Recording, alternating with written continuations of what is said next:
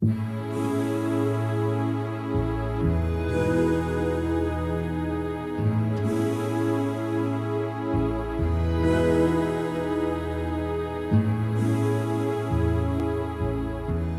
always thought art was about drawing and about sculpturing and about writing.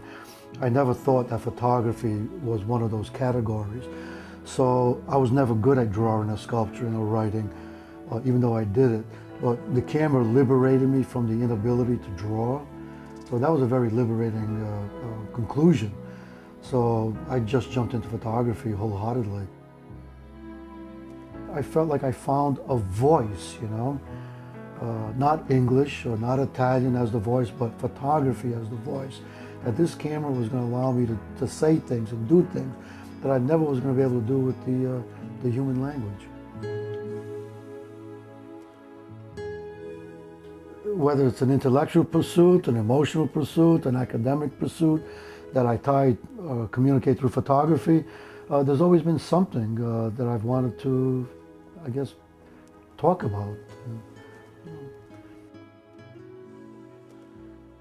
With the Petroglyph project, which is the project I spent the most time and brought the most into from the outside and from different phases of my life. It went from subject matter of being just petroglyphs, something that the American Indians did, to more of a religious phenomena, where I was bringing, Catholic, saintly, iconographic images into it. Where you look at some of these petroglyphs and you know they were used as places where people went to communicate with the spirit world, or places where there was already power. Either power was brought to the landscape with the artwork that they painted on the rocks, or people brought something to it because there was a visionary place. Well, I went to some of these petroglyph sites with the same attitude, that I wanted to communicate with my dead parents, and my dead grandmother. So I felt like I was doing sort of the same thing. So I had no problems overlapping Christian or other religious disciplines over the North American Indian artwork in my mind, or personal things about death and birth and the continuity of life.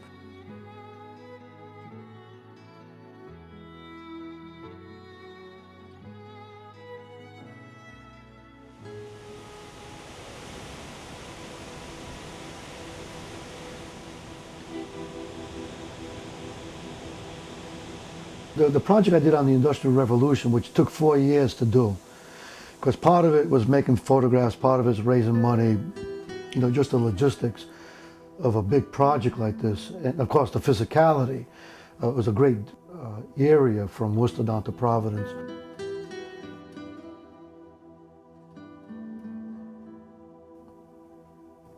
That project happened because I canoed on the Woonasquatucket River, which came down through Onlyville from North Smithfield. And as I was canoeing along those rivers and periodically stopping because there's dams and sluices, I noticed along the eroded riverbank that there was layers and layers of material. It's not just refrigerators and sewing machines and things like that. It was actually, 3 feet thick of layering of time period. And I realized that this was industrial archaeology, and that the Industrial Revolution might be a project that I'd be interested in.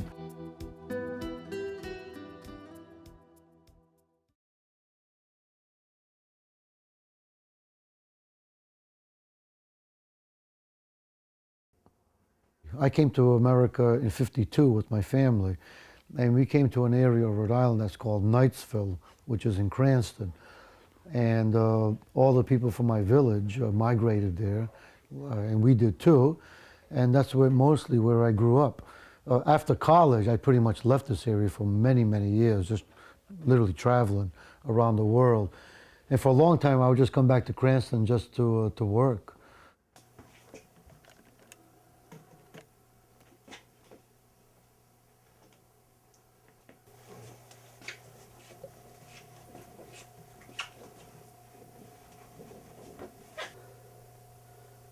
Has a story, has geometric patterns, As visual effects, a nice intimate story. Yeah, I always thought, in an academic way, there was always one of three things had to be in a photograph to make it a powerful, resonant image, and that would have to be either subject matter, composition, or technique. The quality of the negative and the quality of the print, and I still believe that it has to be one of those three things.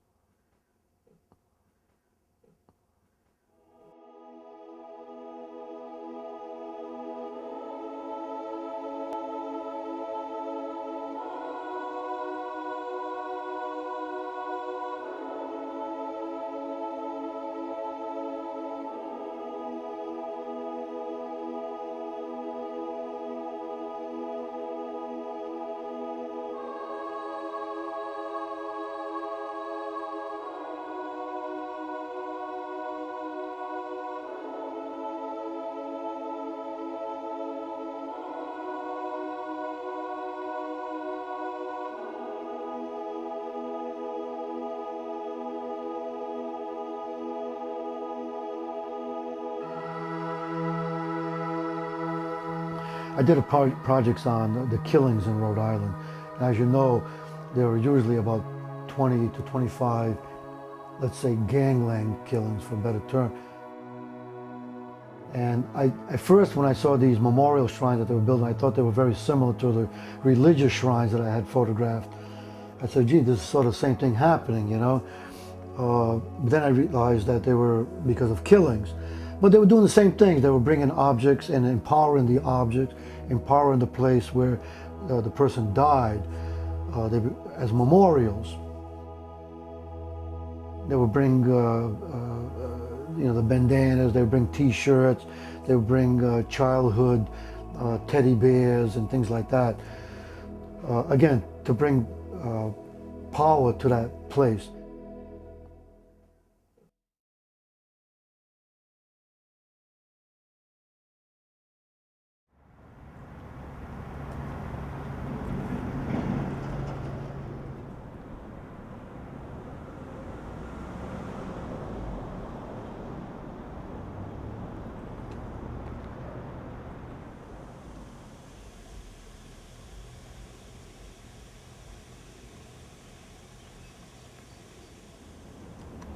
It's all been very, very personal. It's always been about myself and my own relationship to society and to nature. And I think people know that my approach to photography was an honest approach to photography.